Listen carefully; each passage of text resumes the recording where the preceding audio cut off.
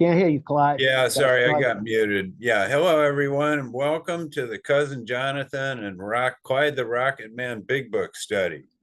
We're just two sober alcoholics reading, studying, and discussing the Big Book the way Joe and Charlie did back in the day. So we're going to start this meeting with a moment of silence, followed by the set-aside prayer. Our friend Regina is going to read that for us. Regina?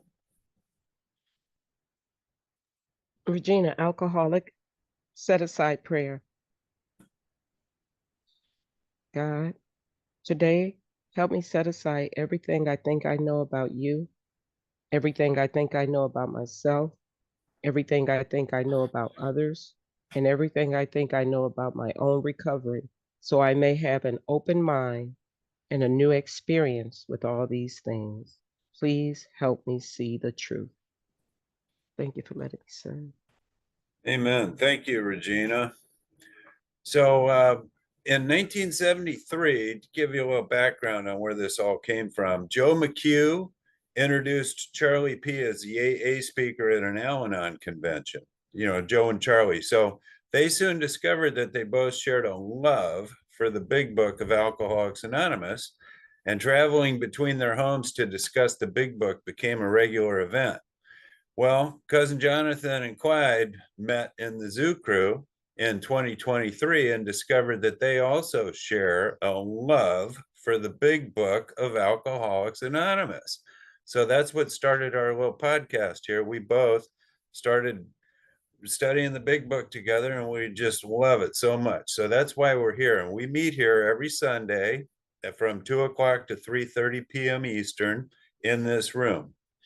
So if you have a hard copy of the Big Book, go ahead and grab it with a pen and a highlighter and be ready to make notes and highlight stuff as we go through the book. And we're going to be recording this audio. It's being recorded so that we can share it with others, and you can too. I put the link in the chat there. And the purpose of this Big Book study meeting is to help you when meeting with a prospect, which is now called a sponsee, or talking about sobriety in general, because you want to be armed with the facts about yourself and the AA program. Freedom from alcohol comes through taking the 12 steps and working with others. Page 15 of the 12 and 12 says that AA's 12 steps are a group of principles, spiritual in their nature, which, if practiced as a way of life, can expel the obsession to drink and enable the sufferer to become happily and usefully whole. So, how soon do you want to be happy, joyous, and free? We suggest that you purchase a copy of the Big Book for future use. And again, you want to underline and highlight and write notes. And please order your AA literature directly from AA so that the money goes to Alcoholics Anonymous and to ensure you get a good copy. So we are not advocating rushing through the steps. We highly suggest, though, that you have a sense of urgency in taking the 12 steps and having them become a way of life sooner than later. Pretend this is a matter of life and death. Well, guess what? Actually, it is a matter of life and death. So once again, how soon do you want to be happy, joyous, and free?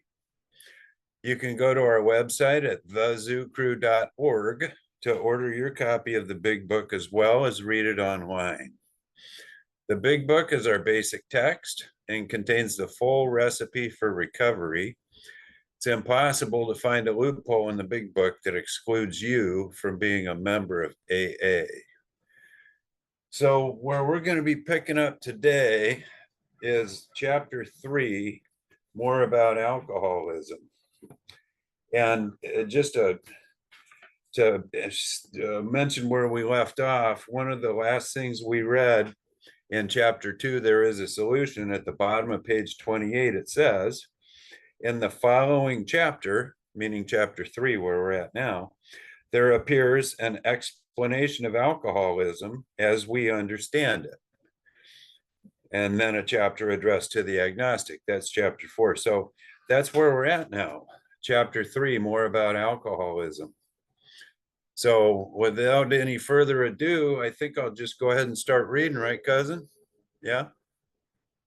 Yeah, I know that we had a question last week Oh, that we were going to answer this week. Somebody had asked when we read about the 6 steps, which is on page 263, is who wrote those 6 steps, right? That was the 6 steps. So I'll go to page 263 first, where where we find that out. And he sold himself short, right? So that's where we read and we understand that it was Dr. Bob's afternoon off, and he had me to his office, and we spent 3 or 4 hours formally going through the 6-step program as it was at that time. The 6 steps were complete deflation, 1, 2, dependence and guidance from a higher power, 3, moral inventory, 4, confession, 5, restitution, and 6, to continue to work with other alcoholics. So those were the 6 steps that Dr. Bob used in his office that afternoon. And these 6 steps have all the same principles that our 12 steps have today. And when we look at Bill's story, right? Bill, you can find Bill going through the steps in his story, but you won't find it written out like this. You have to pretty much point them out for yourself. So this is what Dr. Bob used. He got this from the Oxford group, right? And then when Bill wrote the big book, he wrote it into all 12 steps. And we know that Bill wrote the big book. They say it was a revolution. He wrote it in just a matter of hours. He prayed. When he wrote on page 58 through 60, they say that he prayed, and his higher power just took control of his pen, and he wrote it, and he presented it to other members soon after that. So that's how we got the 12 steps from the 6 steps, you know. So that was the answer to that question. And before that, we know that the Oxford group used the 4 absolutes. So we had the 4 absolutes, which led to the 6 steps, which led to the 12 steps that we use today. So that's the answer that I came up with. And I found a link with this information that Clyde, you could put it in the chat so everybody could check it out for themselves. yeah. Here, I'll Did put it. anybody else find out any information on this? Because we had 2 or 3 people. We told you to go and check for ourselves. Anybody else had any information on this?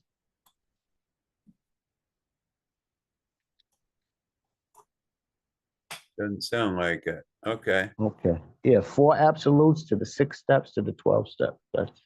That's what we know. And there's probably much more to it too, but that's just the simplest way to put it. Best information that I found. All right. Yeah. Good. So I put that in the chat. So Right. Yeah, there's a link that I went and found yeah. that helped me. Okay. Well, All great. right. Thank you, Cousin. So let's go ahead and get started on page 30, chapter 3. So we've gone through now the doctor's opinion, and then chapter 1 is Bill's story, and chapter 2 was There is a Solution, which we found out is called a vital spiritual experience, a spiritual awakening. That's the solution. And now this chapter is more about alcoholism. We've already learned a lot about it in reading the doctor's opinion in the first 2 chapters. Now we're going to learn more about alcoholism. So let's go ahead and start at the top here. It says, most of us have been unwilling to admit we were real alcoholics. So I just want to stop right there and remind everyone what a real alcoholic is. And they explain it to us on pages 20 and 21 in the previous chapter. There is a Solution. Explains the difference between a moderate drinker who can take it or leave it, doesn't have a problem with it, the hard drinker who could quit drinking if he or she had to for some compelling reason. They could. It might be difficult, but they could. And then here's the definition of a real alcoholic. It says we lose all control of our liquor consumption once we start to drink. That's a real alcoholic, okay? So I'm going to start over. It says most of us have been unwilling to admit we were real alcoholics. And here's why. It says no person likes to think he is bodily and mentally different from his fellows. So we learned that bodily we're different. We have this physical allergy, shows up as the phenomenon of craving. We're mentally different because we have this obsession seeking this ease and comfort. We like the effect produced by alcohol. We have this obsession. It's our problem centers in our mind. They told us that in chapter 2 as well. So bodily and mentally, we are not like normal drinkers. We're different from our fellows. Therefore, it is not surprising that our drinking careers have been characterized by countless vain attempts to prove we could drink like other people. It says the idea that somehow, someday, he will control and enjoy his drinking is the great obsession of every abnormal drinker. The persistence of this illusion is astonishing. Many pursue it into the gates of insanity or death. So we can stop right there. And, you know, what we do when we study the big book is we insert ourselves in here and we see, hey, does this apply to me? How do I, you know, identify with this? How do I relate to this? So does anybody else, or is it just me, have this same, I mean, does this fit you, this description?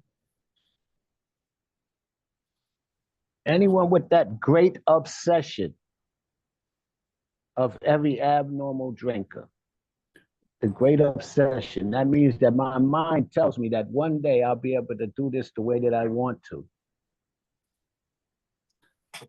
Yeah. Come on in, hands up. Come on in. Yeah, Tara, come on in and share with us, Tara. Hi, everybody. Tara, alcoholic.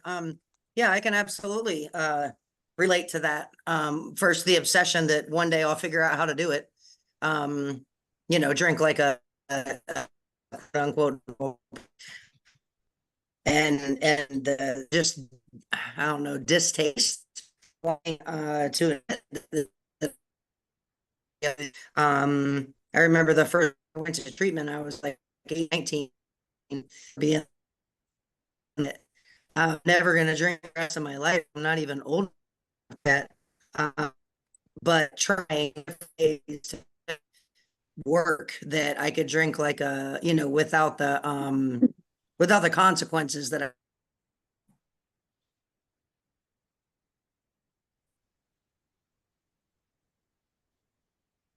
I think we lost Tara. Yeah. She had a bad signal. So let's go ahead. If she comes back. Oh, there she is. Yeah, Tara. Are you there? Yeah, can you hear me? Yeah, I turned your video off because you were breaking up. So Okay. I can definitely relate to that part of the book, just be obsessed with to be able to drink without impunity, without all the consequences that I kept getting. And being obsessed with that, you know, wanting to be able to do that. okay. Thanks. Thank you for sharing with us. Okay, hey Lindsay, come on in. Hey, hi everyone. Lindsay, great brain alcoholic. I absolutely relate with the obsession with the drinking. There's been so many times of complete madness where I think, okay, I'm gonna buy this amount and then that's it.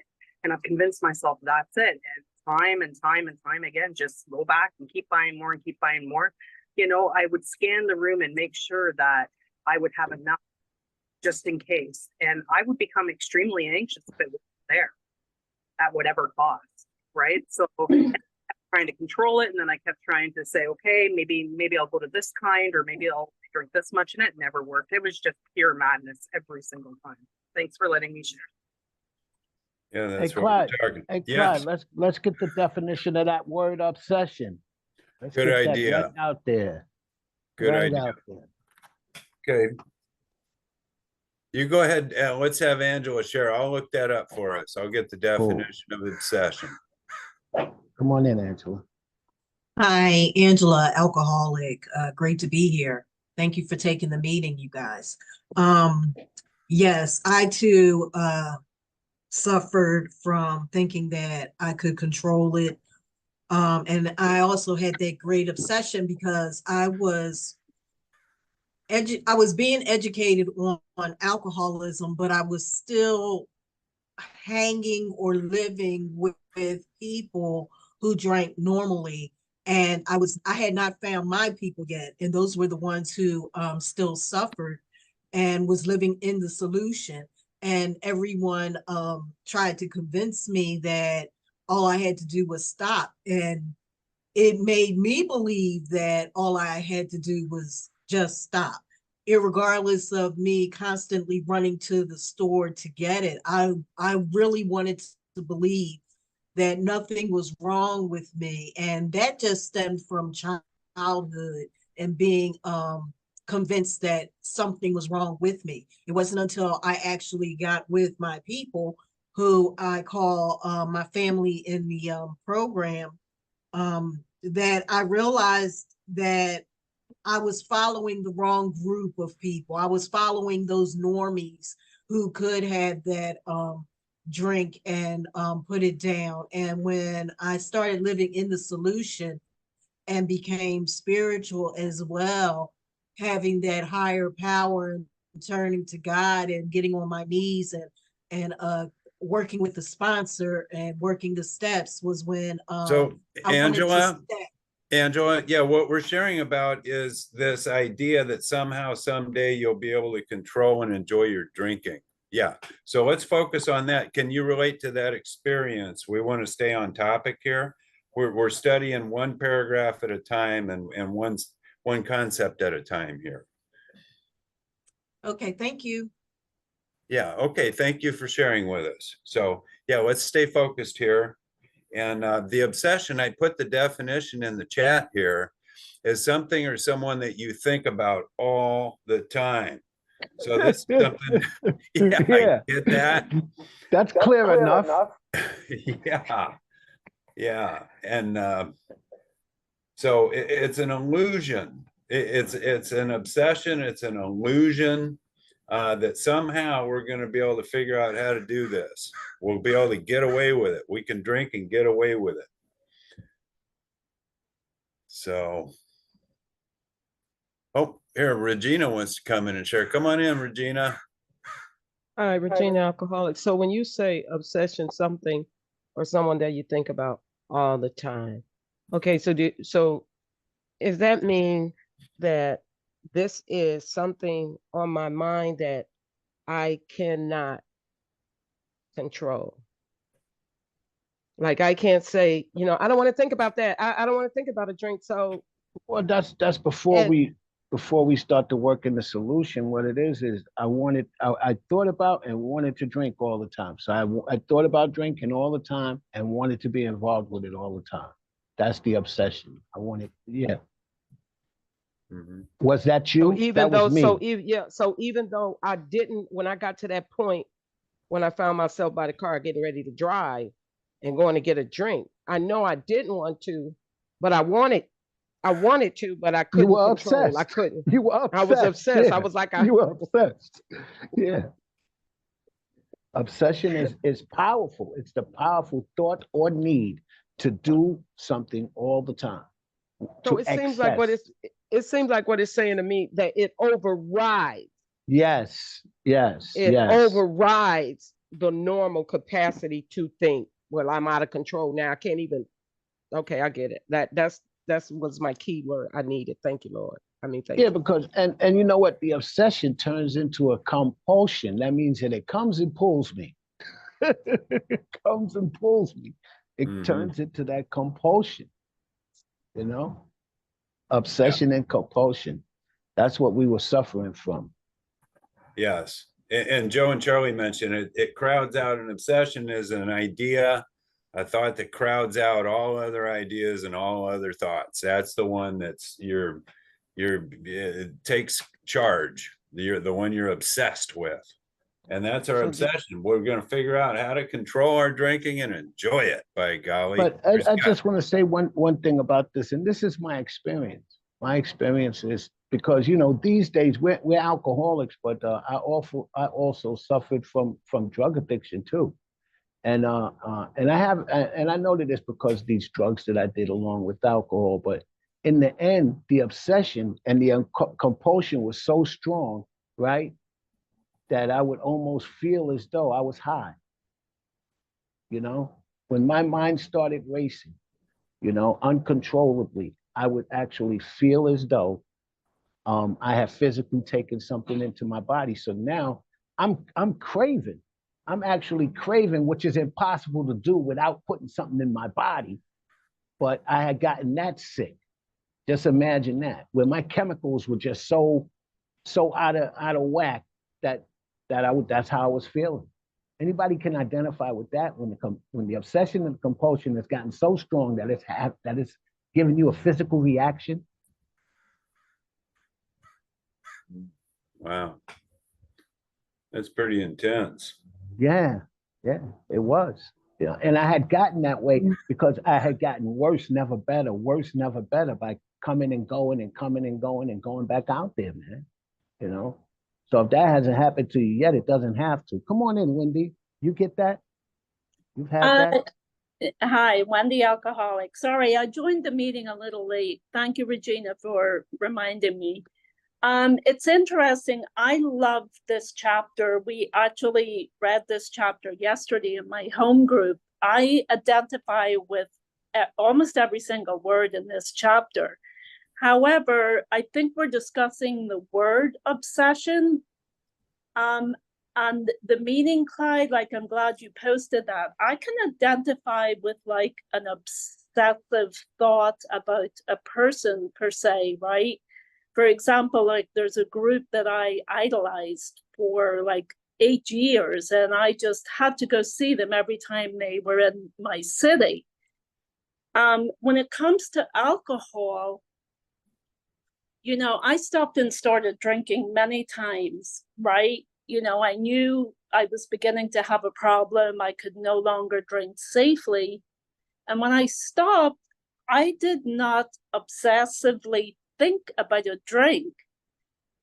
But I identify, like, once I picked up that first sucker drink, I had the physical allergy where I just could not stop. I just couldn't. No matter what I did, I could not stop on my own. So I guess for me, the obsessive thought, maybe, I don't know if that applies. Does it apply to everyone?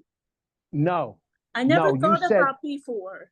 No, you said exactly what happens to you. Now, Right. one or the other could happen to you, or both. You get it? Right. Yeah, one or the other or both. Oh, okay. Regina, come on in. Yeah, hope that made So sense. I'm so glad that Wendy shared that, because then it lets me know that there is a mental component, and as well as could be, or in both, also the physical. You understand? You know what I'm saying? The compulsion, the obsession can be both physical and mental, it seems. Because after you have that drink, then it's like a driving force. I think Clyde said it crowds out. It's Mhm. almost like it overrides what in my deep myself, within myself, I want to say no. But then it's something that overrides or crowds out the reasonability of it, so that I'm driven. So it sounds like what I'm learning right now is that it could be mind and body. Mhm. Thank you. Right. Yeah. Okay, so now we're going to read the directions. On page 59, it tells us that step one is that we admitted we were powerless over alcohol and our lives had become unmanageable. Here's the directions in the big book. The 12 steps are listed on 11 of them are on page 59, and step 12 is on page 60 at the top. And the directions for taking those steps are outlined in the book, throughout the book. And here's the directions for taking the first step. We're going to read it now. The next paragraph. It says, we learned that we had to fully concede to our innermost selves that we were alcoholics. This is the first step in recovery. the delusion that we are like other people or presently may be has to be smashed. So that is the first step of Alcoholics Anonymous right there. I have to That's the admit to first step myself. right there. Yeah. And let's look at that word concede. Concede, I had to look that up because a lot of these words, I didn't know what they meant. And so it meant to stop once and for all. Stop once and for all. Yeah. Fully concede to my innermost self. Stop going back and forth with the idea that I could get away with it. I could do it differently. I'm gonna I'll do it in 3 years, 5 years, 10 years, you know, those reservations, you know. Concede. Stop once and for all. Yeah, I'm looking, it says to admit often unwillingly that something is true. Mhm. It's like, I don't want to admit it, just like it said. Well, most alcoholics have been unwilling to admit. See, that was the opening line of this paragraph of this chapter. Unwilling to admit. So to fully Once and for concede all. is to admit. Even though it's unwilling, I have to admit that it's true. I am an alcoholic, period. That's it. And And this is the first step in recovery. yeah, To admit once and for all that I'm an alcoholic. yeah, if you can't make that admission, you're going to have a flimsy foundation for your recovery, period. This is the first step out of 12. So come on in and share, Wendy. I just want to share, for me, when I started to have a problem with alcohol, I personally never had a problem admitting it to myself. It was the acceptance word that captured my attention, you know, that I finally accepted that I could no longer drink safely, like I was killing myself, or I was going to die pretty soon many times. So for me, acceptance was a more defining word for making that choice to start the change, you know, like take the suggestions, go to meetings, get a sponsor, and learn what the steps meant. So that's a key word for me personally, accept. Mhm. Excellent. Mm-hmm. Okay. So we've all conceded. I'm under the impression that everyone in Yeah, this that's a have I question. That is a question. Have I? yeah, Have I conceded to my innermost self that I'm an alcoholic? Yes, I have. I have. Yeah, big time. So, okay, if you've all conceded to your innermost self, you're an alcoholic, then we can continue with our study here. Let's do that. And he tells us this is more about alcoholism. We're learning more. It says, we alcoholics are men and women who have lost the ability to control our drinking. When we start, we lose control. It says, we know that no real alcoholic ever recovers control. All of us felt at times that we were regaining control, but such intervals, usually brief, were inevitably followed by still less control, which led in time to pitiful and incomprehensible demoralization. We are convinced to a man that alcoholics of our type are in the grip of a progressive illness. Over any considerable period, we get worse, never better. There's that word again, Clyde. We know that no real alcoholic ever recovers control. Yeah. People that aren't real alcoholics, they're not trying to get control. They're not worried about controlling their drinking. That's right.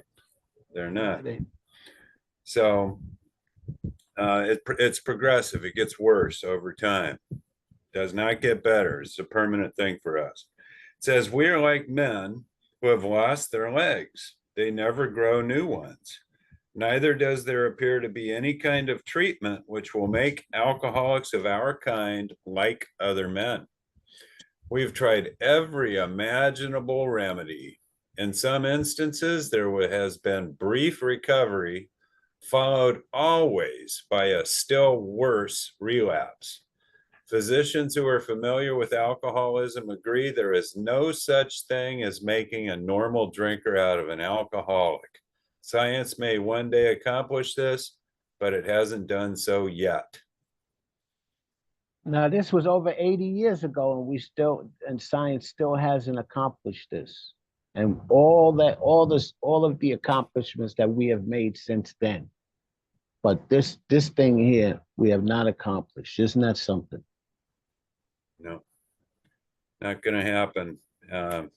Well, may one day, but it hasn't yet. Come on in, Regina.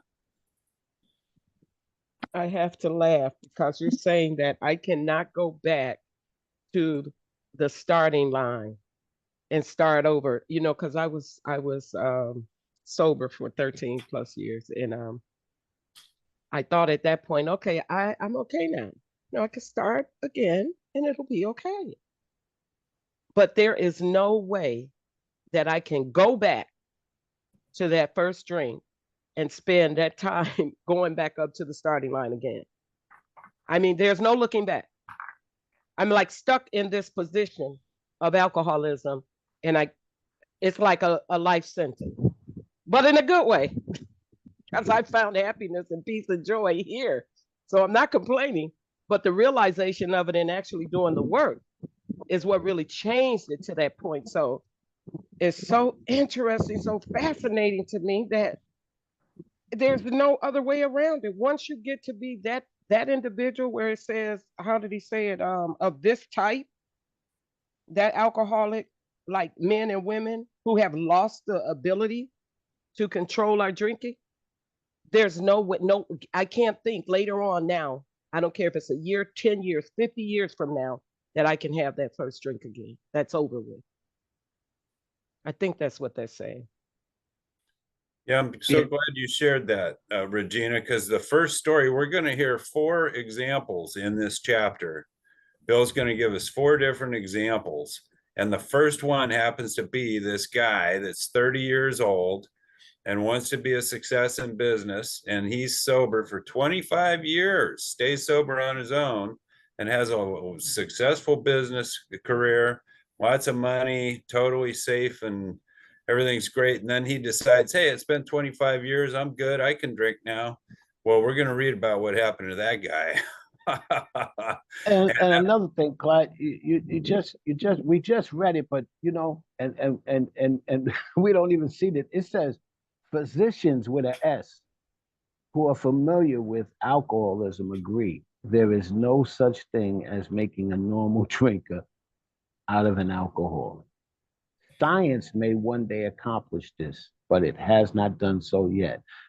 I'm a genius, right? But here it is, these doctors, they've already told me that I can't, I can't be a cucumber again. But I just keep on trying. I just kept on trying. Yeah.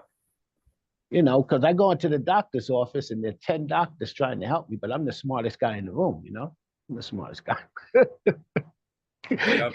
I dropped out of high school, but I know more than them, right? That's the mind of the alcoholic. That was my thinking. Yeah, I'm glad you brought that up, cousin, the thinking.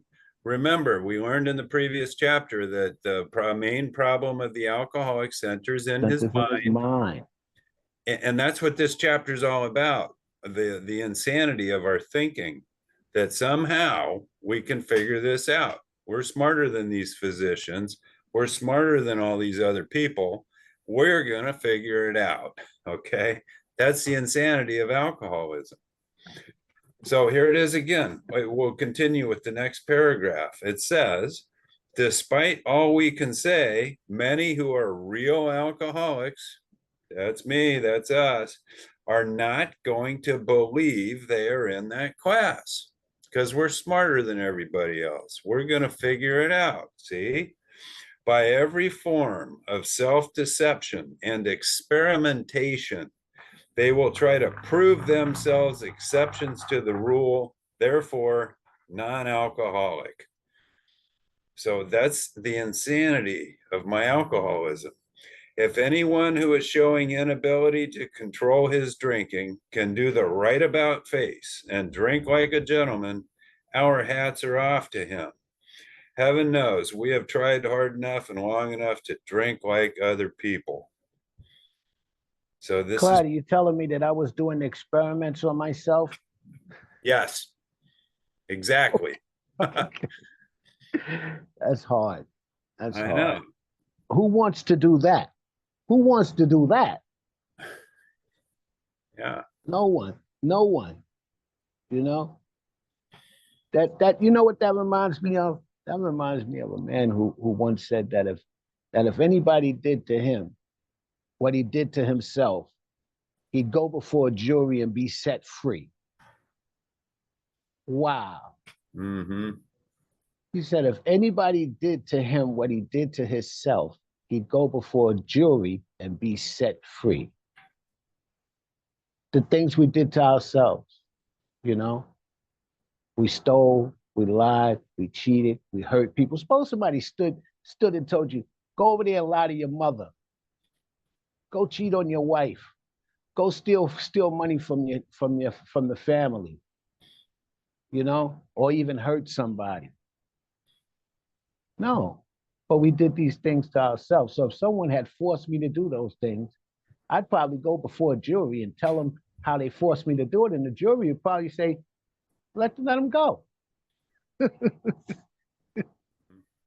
Come on in. Does that make any sense? Yeah, sure does. Yeah, come on in and share with us, Gerard. Hi all. You can hear me? Yes? Yeah. Okay. Sorry for my English. I will try to be simple. We talk about deception. Is that's it? I have no deception. Why? Because I am so better without drink. So why deception? Why I feel so better than I drank when I accepted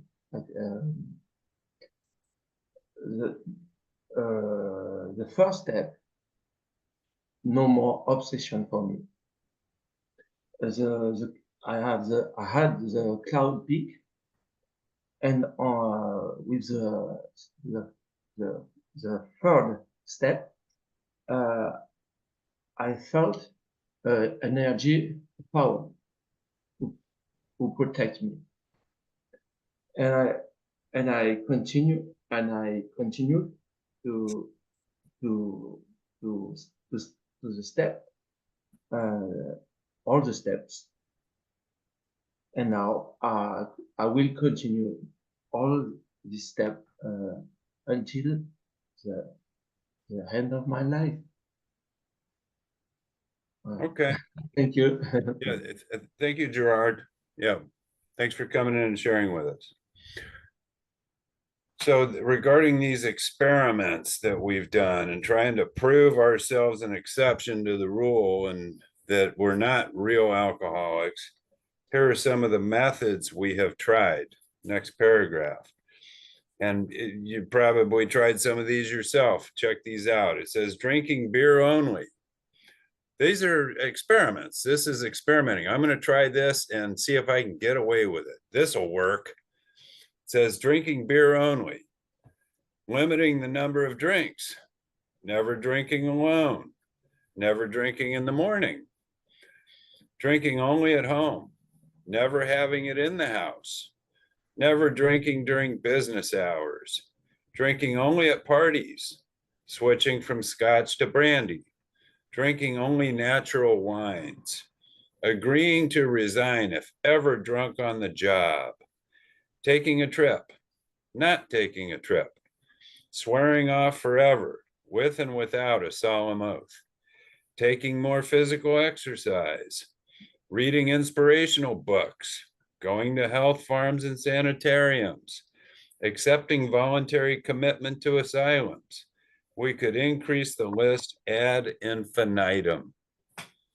So you can fill in your own blanks there. The tricks that you've tried, techniques, some different way of drinking so that you can do it without all the negative consequences. You can control and enjoy it. So here's the easiest way. They give us lots of examples of how to tell if you're an alcoholic. This is a really good one right here. They're going to tell us. We do not like to pronounce any individual as alcoholic, but you can quickly diagnose yourself. So here's your test. Simple test. Step over to the nearest bar room and try some controlled drinking. Try to drink and stop abruptly. It says try it more than once. It will not take long for you to decide if you are honest with yourself about it. May be worth a bad case of jitters if you get a full knowledge of your condition. So there's the test right there. Go to a bar, order 1 or 2 drinks, and then just stop and go, okay, I'm cool. That was great. I'm done. And just stop. And then don't come back for, a week or 2 or whatever and try it again. If you can do that, you may not be an alcoholic. But if you start drinking and then you're like, man, I'm going to have some more and some more, you lose control, you're an alcoholic. Okay. You can figure it out yourself. That's the easy test right there. So, Regina, come on in. Wow, when you read that experiment right there has always failed for me. And at this point in my program, I don't like to say this word, but that is like me committing suicide. It really, really is. Because for me at this point, it's a matter of life and death. I know where I've been, and I know how I've been blessed to make it back here to be here today. That's why I'm sticking and staying and doing the work, because that's where the obsession is removed and the happiness and the joy and the freedom comes, doing the steps. So yeah, I'm scared. I mean, if there's one thing I fear is the to forget how God has led me in the past. That's the one thing I fear, because He's given me grace, tremendous amount of grace. Oh no, that experiment, no, not for me. I know that I've done that numerous times. I've tried that one, and yeah, it just didn't work. I'd wind up drunk all over again, right back where I started or worse. Anybody else ever tried this? It's not even Controlled worth it. drinking. That Come on in, controlled Wendy. drinking. Yes, Wendy, alcoholic. Yes, I did try that. I had sobriety for like a year, 7 months, and I actually knew when I was going to pick up the drink. I mean, there was no doubt in my mind. And when I did pick up the drink, I actually was okay for a while. Everything, it's like I'm only going to have one drink at this event. And what happened, like 2 weeks later, that one drink turned into 2 drinks. Then it turned into just one drink every night with dinner. So yeah, I did all kinds of experiments. This chapter just defines me. Absolutely. Okay, great. So you can identify. That's what this is all about. Thank you for sharing. Come on in, Lindsay, and share with us. So I'm not Lindsay, grateful covering alcoholic. Not to crosstalk, but I can really closely relate to what Regina said. When that was read, I was just like, not me, boy. Not today, say not today, because I know absolutely 100% if I go and try to even have one drink, I'm toast, and I'm not sure I'm going to make it back at this point. I know I won't make it. I know I won't make it back at this point. So I am not doing that experiment. Thank you. Yeah, this is for people who aren't sure and you want to know if you're an alcoholic. I think we're pretty well all convinced. I know I am. And you know something, Clyde, before you go on reading, I so appreciate us all sitting down and reading this book the way that we are, because just imagine just sitting and just reading this and just continuing to read without stopping and really looking at what the book is, the information that it's trying to convey to us, and our identification. Wow. I really see that today. So glad that we do this. Yeah. What Cousin's talking about is we are studying the big book together as a group and teaching each other, learning from each other, experiencing the book and what it says together. We're not just reading words on a page. We're having an experience and learning, what it means, what we're reading and why Bill wrote it, and what's the meaning behind it and how to apply it in our lives. That's why we do this, one line at a time, one word at a time. Yeah, we don't care how long it takes. We don't plan on going anywhere. So that's it. Yeah. Thanks. Okay. Really appreciating this today. Yeah, me too, Cousin. And yeah, thanks everyone for being here. So there's one more paragraph before we get into the first example of this. There's four people that their stories are told. But so here's what it says. Though there is no way of proving it, we believe that early in our drinking careers, most of us could have stopped drinking. It says, but the difficulty is that few alcoholics have enough desire to stop while there is yet time. We have heard of a few instances where people who showed definite signs of alcoholism were able to stop for a long period because of an overpowering desire to do so. Here is one. So this is the guy. This story matches what Regina was talking about earlier. A man of 30 was doing a great deal of spree drinking. He was very nervous in the morning after these bouts and quieted himself with more liquor. He was ambitious to succeed in business, but saw that he would get nowhere if he drank at all. Once he started, he had no control whatever. In other words, he's a real alcoholic.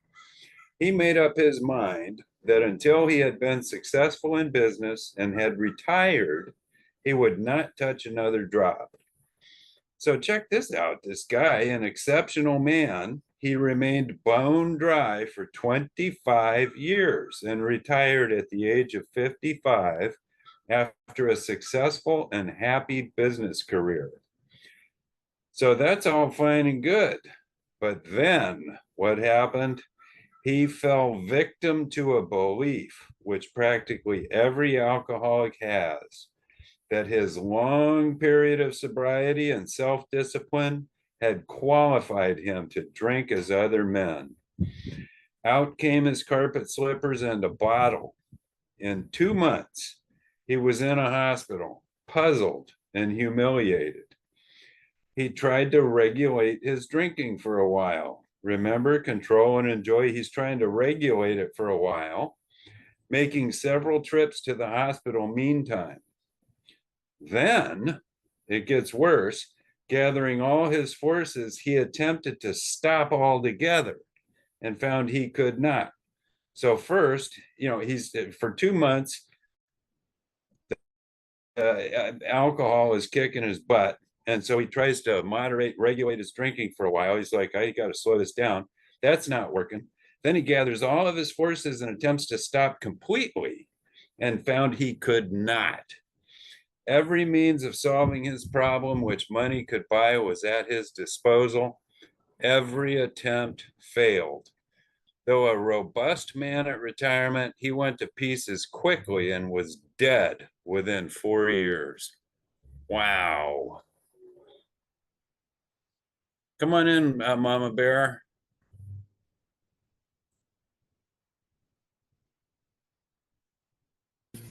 Hi, good afternoon, y'all. Loretta Mama Bear, definitely an alcoholic. I can definitely identify with this because, I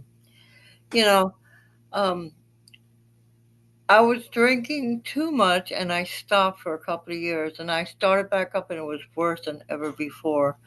But that deception is so, once you turn into an alcoholic, I probably maybe was that all my life. I don't know. But I really started drinking till I was in my mid-30s. But I tried quitting, and it was impossible. So that was a very I can identify with that story a little bit. Thank you for letting me share, Loretta. Mama Bear, peace out. Thank you, Loretta. Come on in, Regina, and share with us. I'm Regina. I'm an alcoholic. This is really striking some things that I can relate to. So he said he was going to wait until he retired, right? He had stopped for a while, but he was going to wait. So, imagine for me, when I started drinking, I think I was about 10 maybe. And so say for 30 years later down the road and I stopped. And then 5 years I'm sober. Then I go, this is not true. I'm just setting the scene. So then I start drinking again. I can't go back to the first drink, right? And so he wound up exactly where he was. He didn't he said it happened quick. It didn't happen quick. I had started when I was 10. It took me 30 years, okay? So now I'm at this 30-year point. You think I'm going to go back there and it's going to be all easy now? No, at what point when I was on this journey of alcoholism did I get to that line and it said, okay, you need to stop because if you pass this, heretofore, if you go forward after this, you are an alcoholic. Wow. And that there was points and times in my life where I have that moment? Yes. Wow.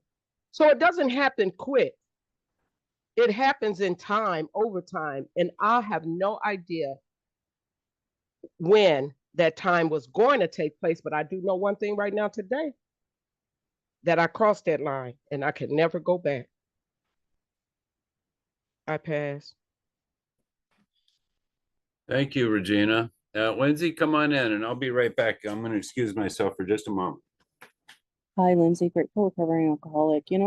I'd love to be able to pinpoint and be able to stop myself magically at that exact moment where I was crossing a line between being a normal drinker and where I was having an issue with the alcohol.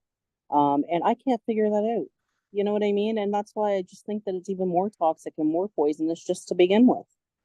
Right? So that's all I wanted to share. Like, I don't know where that line was. I don't know where it crossed. Thanks. Okay, great. All right, so the next paragraph, this line right here, right? It says, this case contains a powerful lesson. Let me say that again. The guy who was able to stop for 25 years and then started drinking again, was in and out of rehabs within 2 months and dead within 4 years. It says this case contains a powerful lesson. So let's look for the lesson that we're going to learn from this that we can share with others, right? Most of us have been willing to believe that if we remain sober for a long stretch, we could thereafter drink normally, making reservations. Let's put an R next to that. But here is a man who at 55 years found he was just where he had left off at 30. We have seen the truth demonstrated again and again. Once an alcoholic, always an alcoholic. That's where that's at in the big book on page 33, okay? Once an alcoholic, always an alcoholic. Commencing to drink after a period of sobriety, we are in a short time as bad as ever. The second lesson. First lesson was that if I remain sober for a long stretch, that I could go back to drink normally, right? Reservation? Yes, reservation. Yeah, right there, the second paragraph.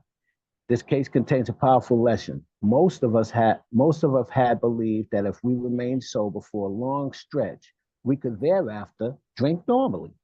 That's a reservation right there. Do we see that?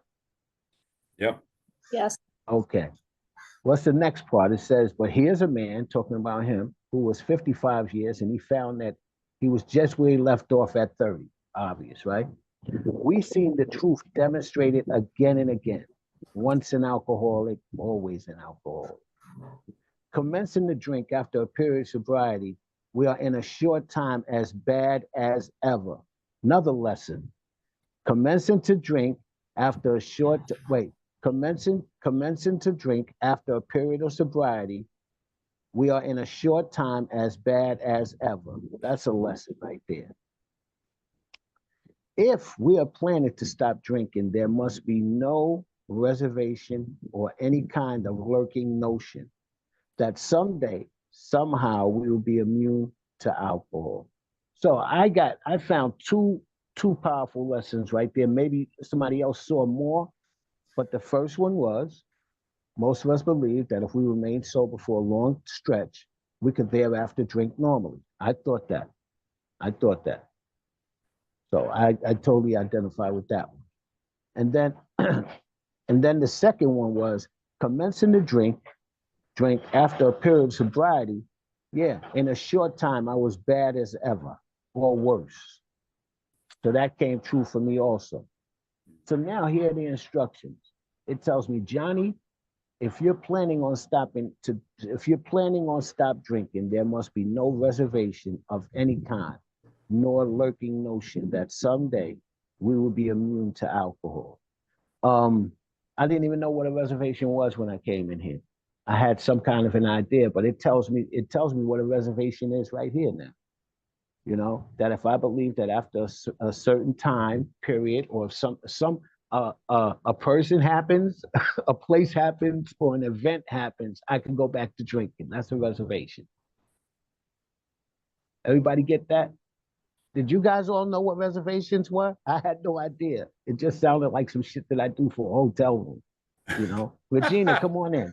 But now I know that if I got some person, some place, or some event that I figure when this happens, you know, I'll be okay. That's a reservation. Yeah. You know? Yeah. Get that girl, get that man. I'll be just fucking fine then, right? Get that money, you know, get that money, that house, that car. Hey, I could go back to, you know, what I was doing then, right?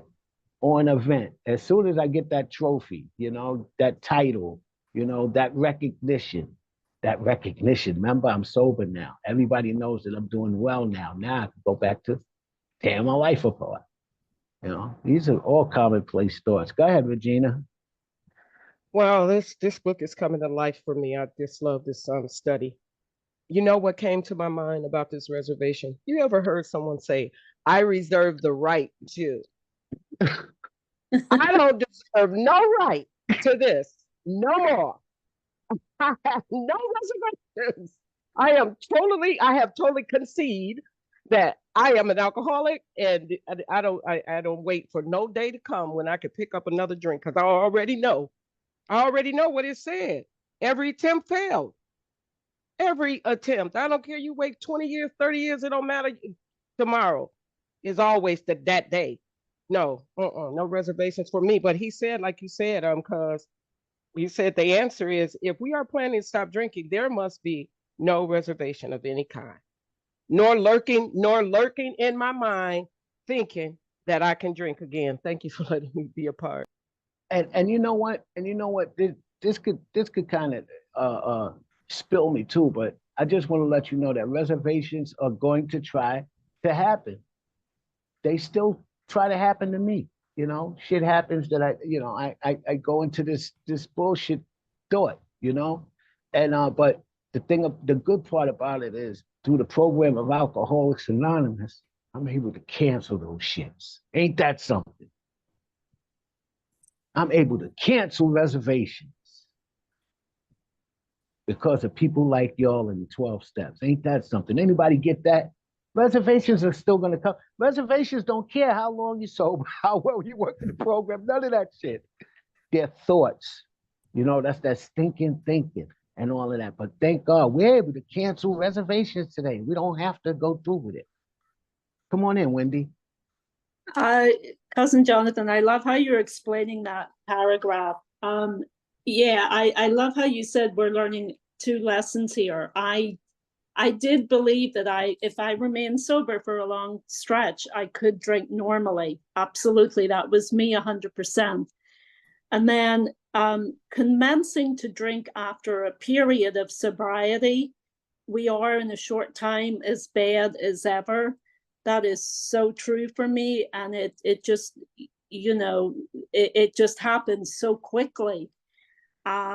And then about no reservations, I mean, I cannot have any reservations at all. I understand what you're saying, they do happen, but you know, if that thought comes into my mind, I just have to turn back to my 12-step program, and just remember, you know, I always like to consider myself a newcomer, because I'm always learning. I'm always learning from others in this program, and I never, ever want to forget what it was like.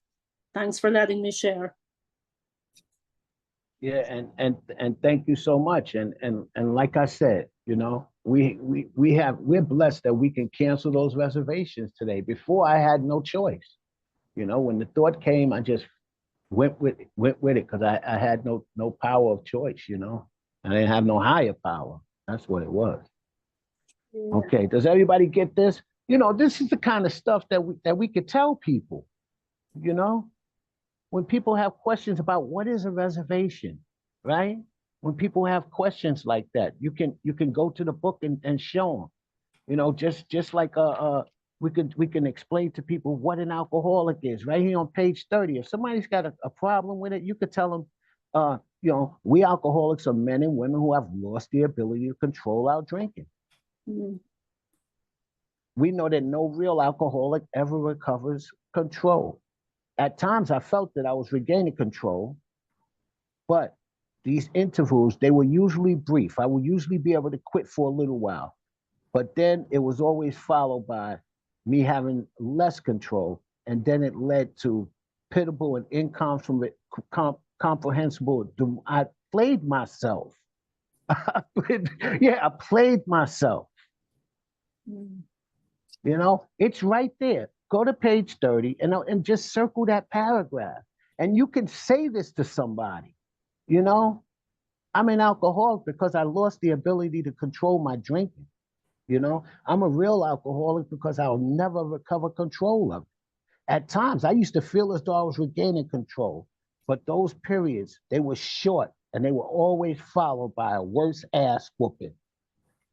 You tell that to a newcomer. He's got to understand that. This is right out the book. It's telling us what to say. Yeah. Okay. Okay. Now here's some bullshit here, right? The next line. Young people may be encouraged by this man's experience.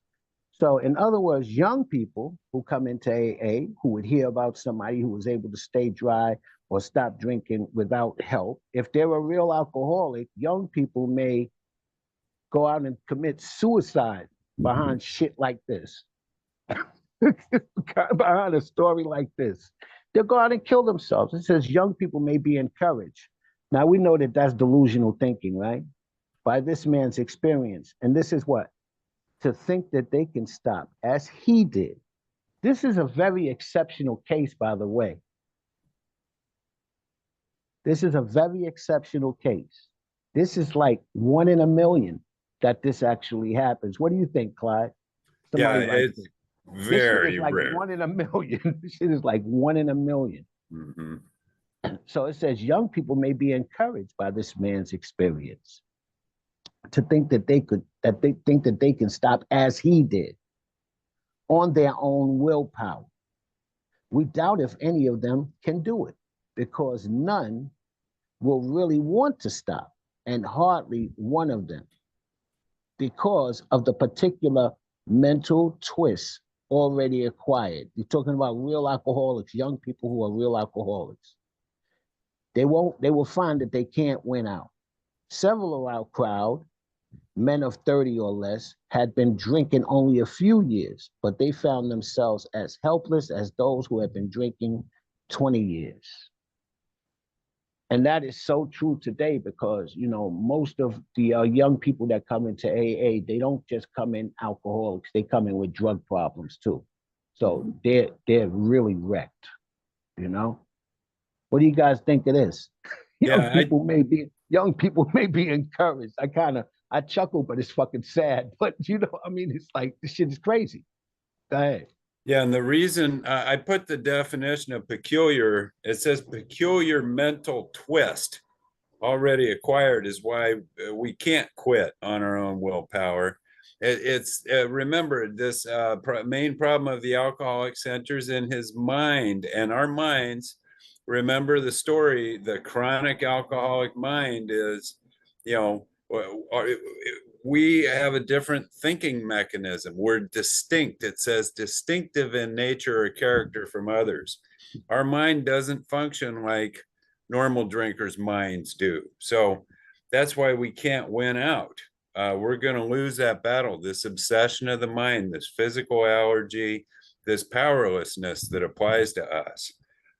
So yeah, it's like you said, Cuzin, this is probably 1 in a million that you can just quit on your own. I know I couldn't in a million years quit on my own for any period of time, much less 25 years like this guy's businessman did. But we have a peculiar mental twist, and that's why we can't do it on our own. And we can just look at, you know, let's take a look at just you know, everyday life, the people that we know, right? People in the church, people in the mosque, people on the jobs, people doing this and that. How many do you know who were able to quit on their own? Every once in a while, I've run across a guy in the church who's done it, you know, a guy who went Muslim or something like that, or even a guy like him, you know, a guy who quit because he took over, you know, he started his own company and became, you know, and he took over and he was able to do it. But it's rare. It's really rare. You know, anybody else, you know, get what I'm saying? This shit is really rare.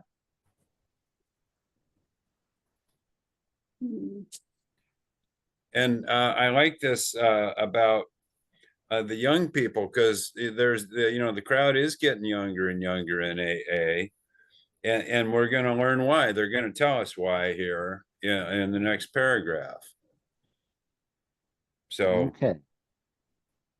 Well, you take it from there. Yeah, let's read about this. Applies to younger people. It says, to be gravely affected, one does not necessarily have to drink a long time, nor take the quantities some of us have. Look at John A. He got sober when he was a month before his 22nd birthday.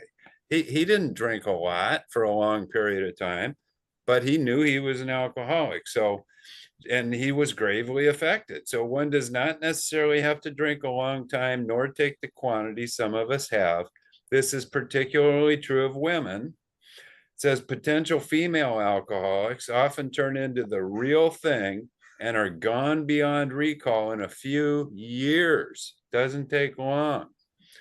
Certain drinkers who would be greatly insulted if called alcoholics are astonished at their inability to stop. It says, we who are familiar with the symptoms see large numbers of potential alcoholics among young people everywhere. But stop right there, Clyde, for a minute. Yeah. You know, on this has always kind of baffled me. And you know, I've never asked this yet, right? But it says this particularly true among women. Does any of the sisters, why do women get sick so quick? So much quicker than men at times. Anybody got any ideas on that or experience on that? Go ahead. Wendy, alcoholic. For me, just for this alcoholic, I know that I got sick very quickly, and for me, it was the amount of alcohol I consumed in a very short period of time. Like, I could drink 2 huge bottles of wine within one day, and my brain would be so saturated with alcohol.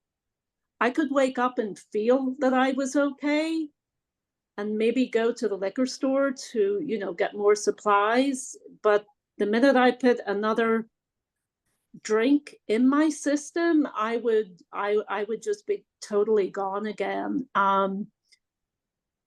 You know, and I just don't know why I did it to myself. Again, it was that physical allergy for me. You know, I was hospitalized a couple of times, you know, because I just couldn't stop. And, you know, I did that to myself a few times. Why did I do that to myself? I don't have an answer for that. I just couldn't stop. Okay. Okay. Good. All right. And who else got their hand up? Lindsay, what do you think it is? Hi, Lindsay, alcoholic. I just wanted to mention that alcohol does not discriminate, whether you're a lawyer, whether you're a doctor, whether you're a male, whether you're a female, whether you're young, whether you're old.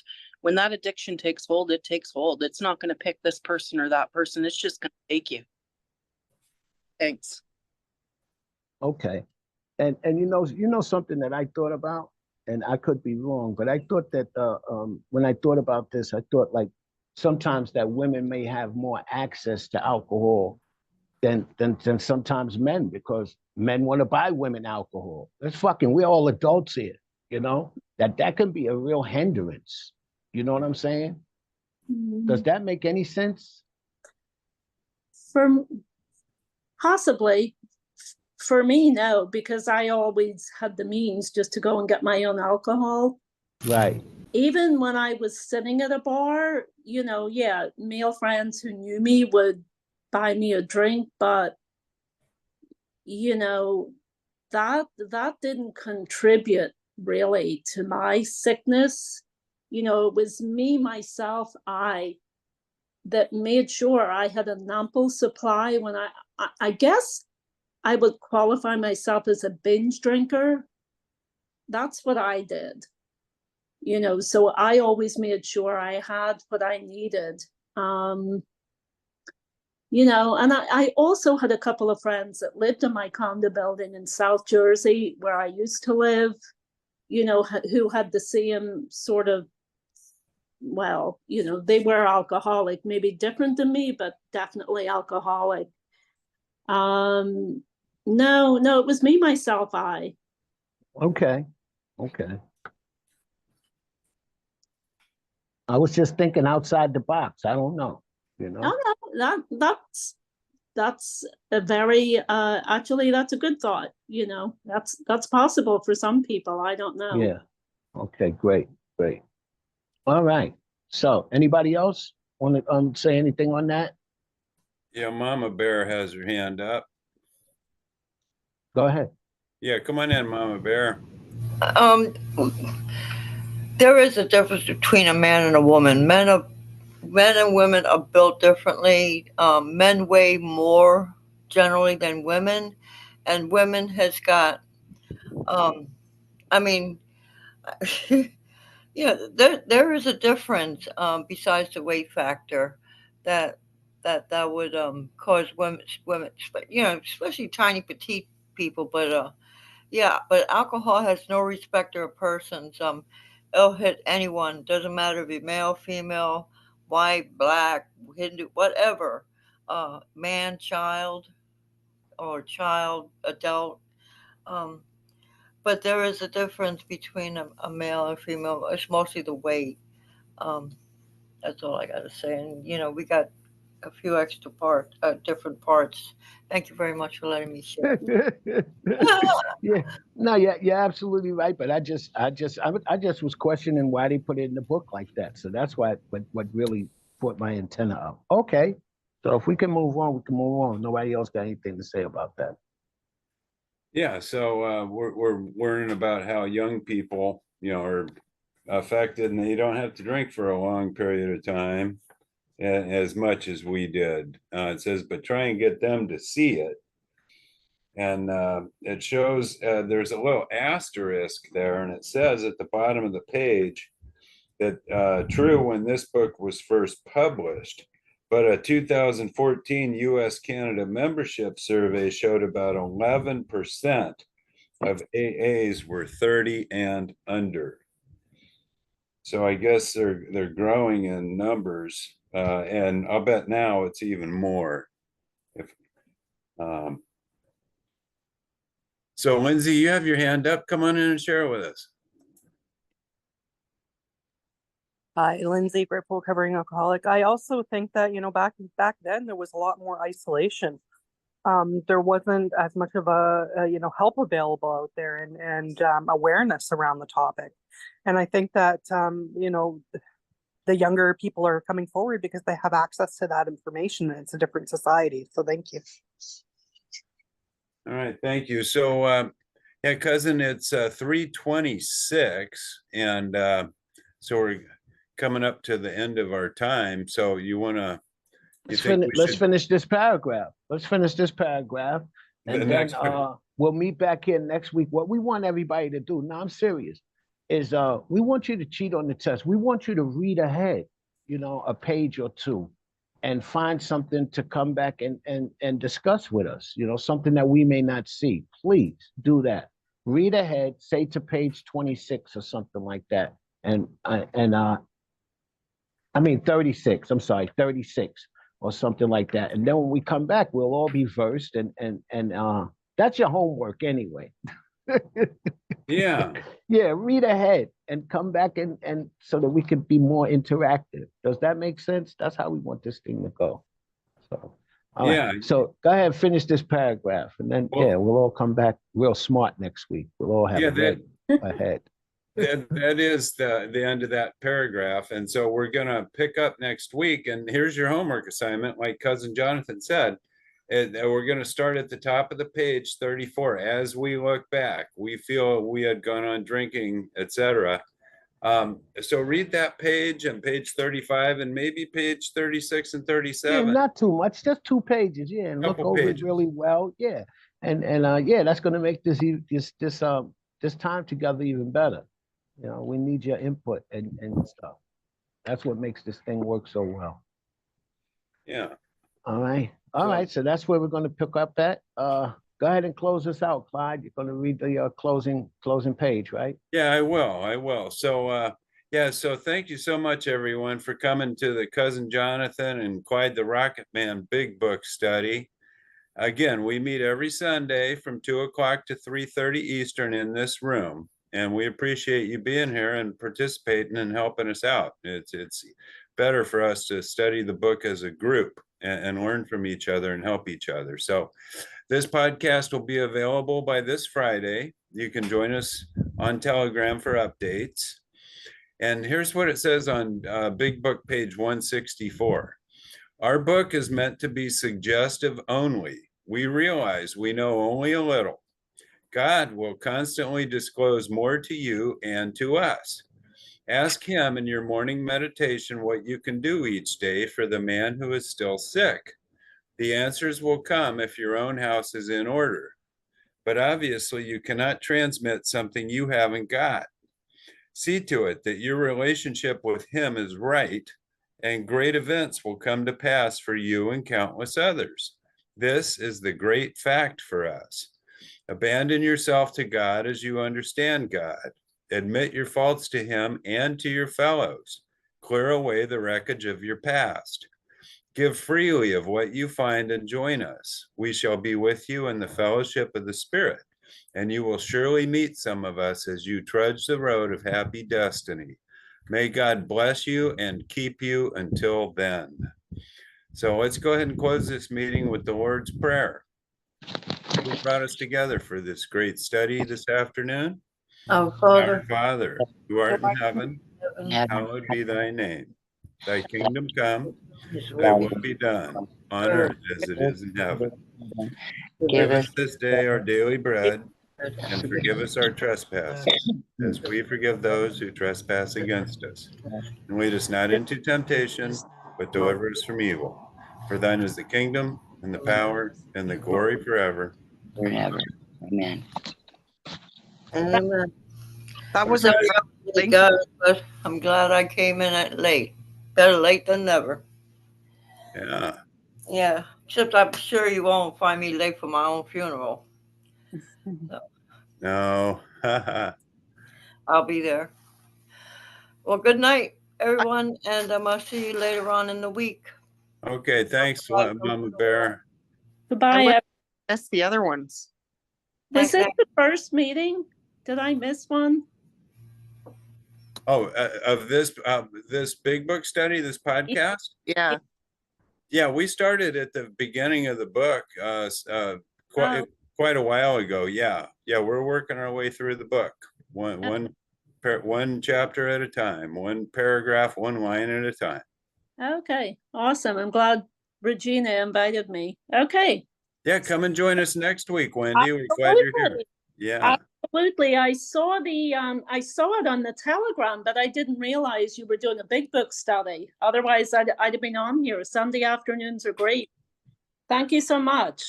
Thank you. Thank you. That was awesome. I really wish that I would have came for that other, because that would have been so helpful. No, you're here now. You're here now. So we just do what we do.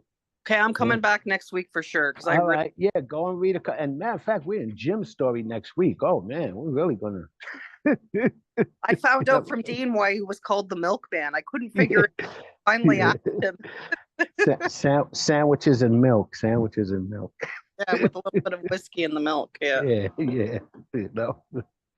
Okay, well, thank you guys. I really, really enjoyed that and appreciated that. So, All right, cool. Thank you. We'll see Thanks you for next week. joining Well, we'll us. see you through the week, but we'll see you here next week. Cool. Yeah, sounds good. All right. Here, All right, guys. good.